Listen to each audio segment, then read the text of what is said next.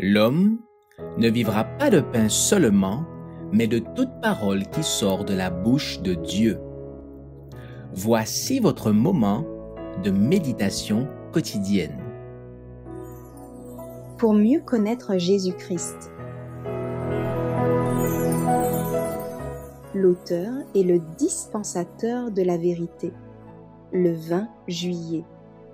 Je suis né et le suis venu dans le monde pour rendre témoignage à la vérité. Quiconque est de la vérité, écoute ma voix. Jean chapitre 18, verset 37.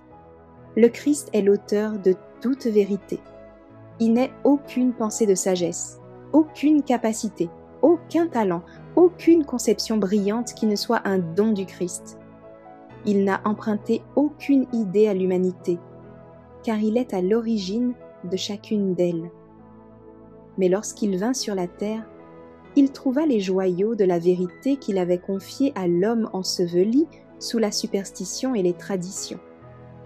Même des vérités d'importance vitale, mêlées à un tissu d'erreur, servaient au dessein du grand séducteur. Mais le Christ balaya toutes ces théories. Nul autre que le Rédempteur du monde n'avait la puissance de présenter la vérité dans sa pureté primitive, débarrassé des erreurs que Satan avait accumulées pour en voiler la beauté céleste. Le Christ sépara la vérité des fausses doctrines et des superstitions, afin que, gagné par la valeur et les mérites du Sauveur, le monde pût accepter cette vérité dont il avait tant besoin.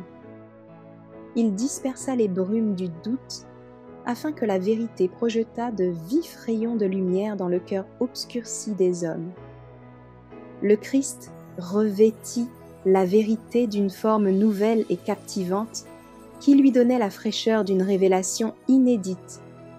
Il n'élevait jamais la voix, mais ses paroles avaient la gravité et l'assurance appropriées aux conséquences infinies de leur acceptation ou de leur rejet. Il invita les hommes à se laisser instruire par lui, car il était l'incarnation vivante de la loi de Dieu.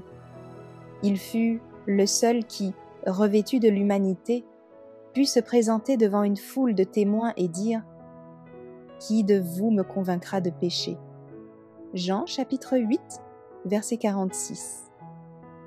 Il savait que son caractère et sa conduite étaient au-dessus de tout reproche. Quelle force cette pureté donnait à ses instructions et à ses réprimandes! Quelle autorité elle donnait à ses ordres! Elle prouvait qu'il était le chemin, la vérité et la vie.